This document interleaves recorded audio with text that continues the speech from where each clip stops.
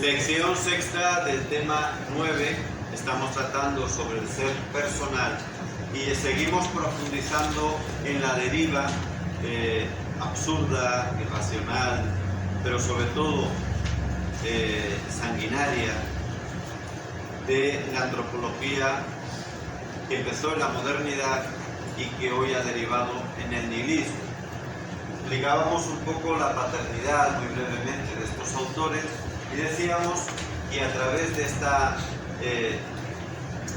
esta deriva mala, perversa, pues se produjeron las grandes ideologías del siglo XX. Es cierto que el capitalismo es muy anterior al siglo XX, pero bueno, expone, digamos, todos sus planes y proyectos en el siglo XX. Y de hecho, estas ideologías, aunque parezcan competir entre sí, es una competencia, pero con las mismas reglas de juego y con la misma mentalidad de fondo.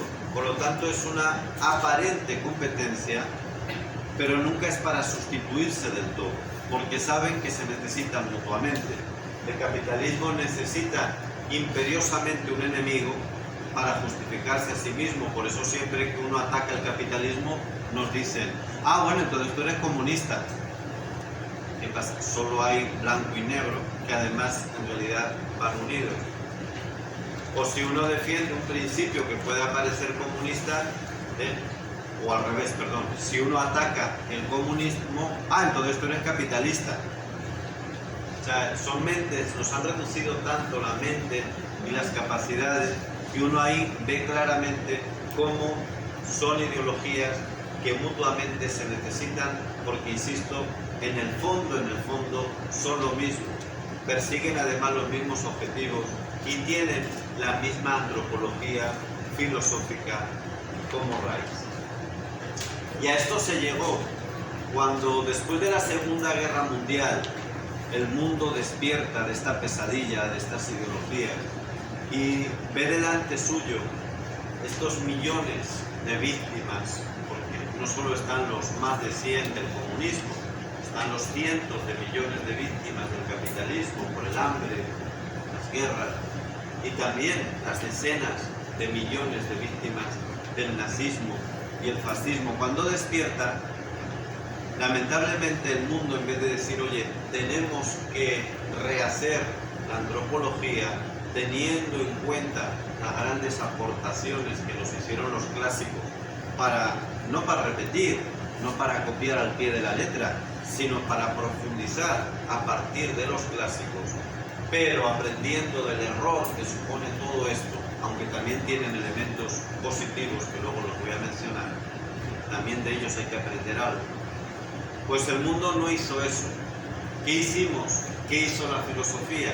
Simplemente disfrazó esa antropología perversa, la disfrazó y le dio un nuevo nombre.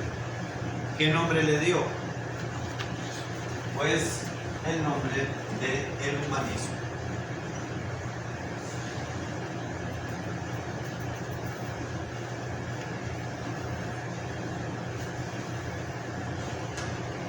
Esto es la filosofía que sobre todo predomina a partir de la Segunda Guerra Mundial, en la cual de alguna manera se dice que las grandes ideologías son fruto de haber centrado la antropología en la razón,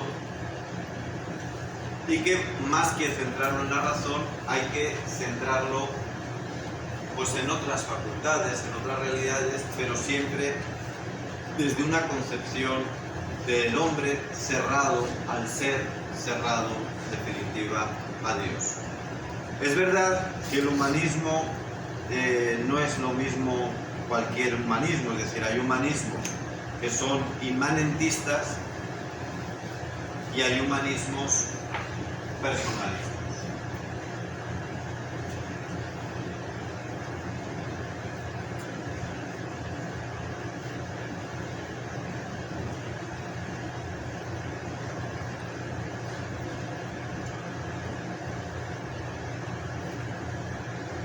Los inmanentistas, la palabra inmanente dice relación a lo que es meramente terreno, a lo meramente tangible. Por lo tanto, niega o por lo menos ignora la realidad trascendente. Y estos humanismos, que también son muy propios de la Ilustración y de Kant, y que surgen, como les digo, después de esta crisis, que es la que da pie también a la palabra posmodernidad.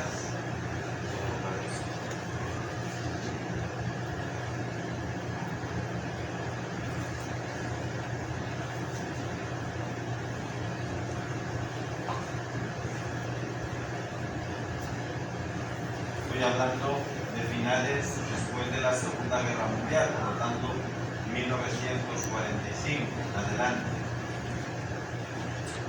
Como fecha también orientativa, es decir, las cosas en filosofía no se decretan.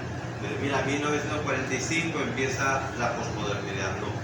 Entiendan lo que hay detrás, la crisis gravísima en la que cae fundamentalmente Occidente, pero es una guerra mundial, todo el mundo cae en una depresión enorme, millones de víctimas de un lado y de otro, porque son lo mismo, y la filosofía, la cultura, en vez de reaccionar adecuadamente, dice no, simplemente pues lo que vamos a hacer es ponernos otro traje, pero vamos a hacer lo mismo. Como diríamos en Venezuela, el mismo perro, pero con distinto collar. Vamos a cambiar de collar, pero no de perro. Y entonces nace la posmodernidad, como una crítica a fundar la antropología y la filosofía en general en la razón. Ahora vamos a fundarla más en otras realidades más humanas, la sensibilidad, el amor, la cooperación, los valores. Esto es el humanismo, ¿lo entienden?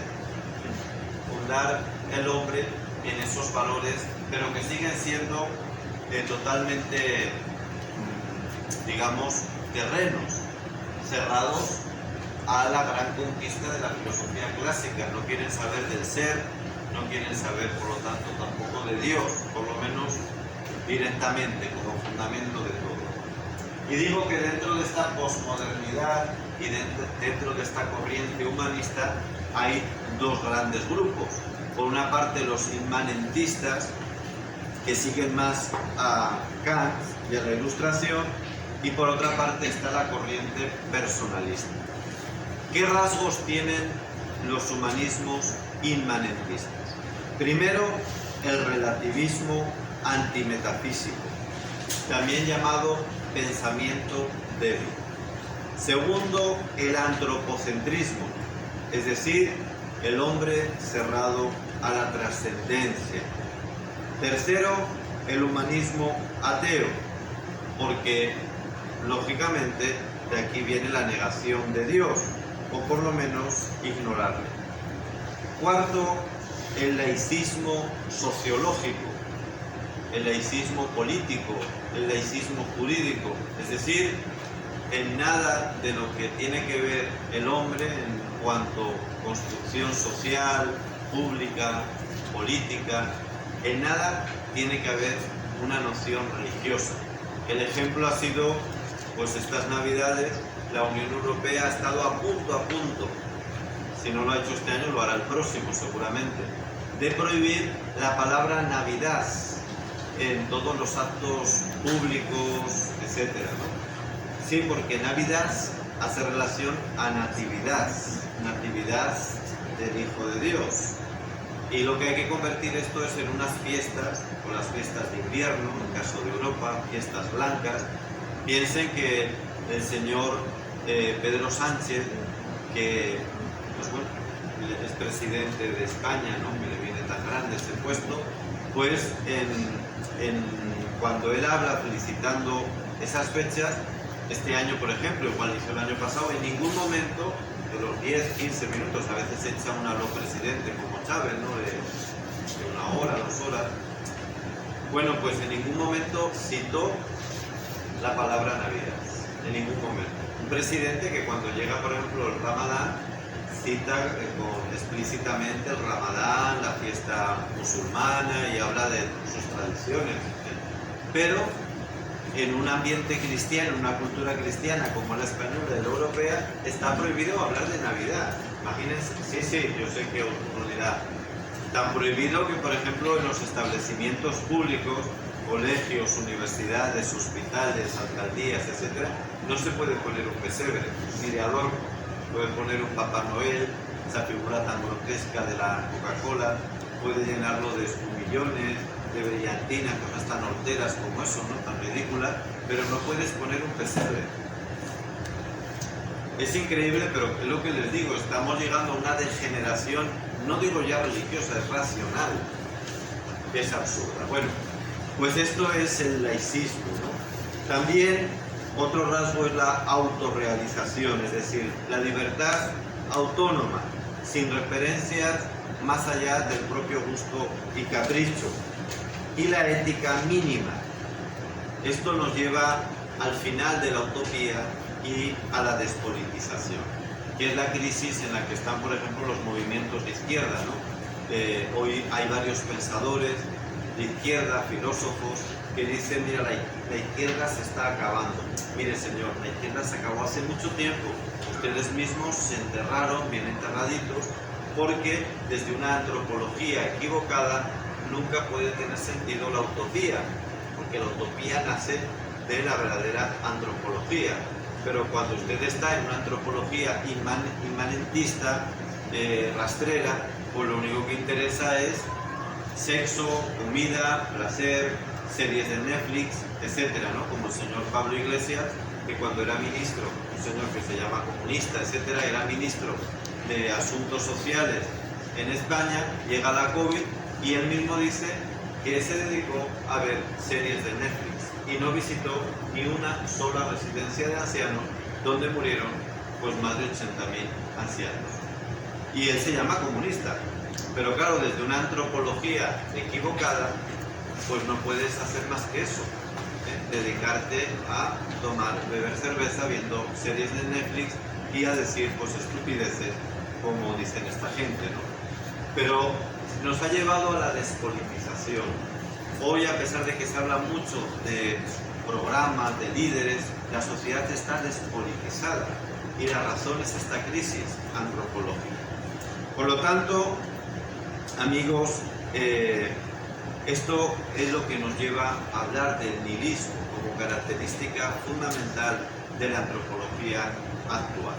Y hasta aquí, pues esta lección.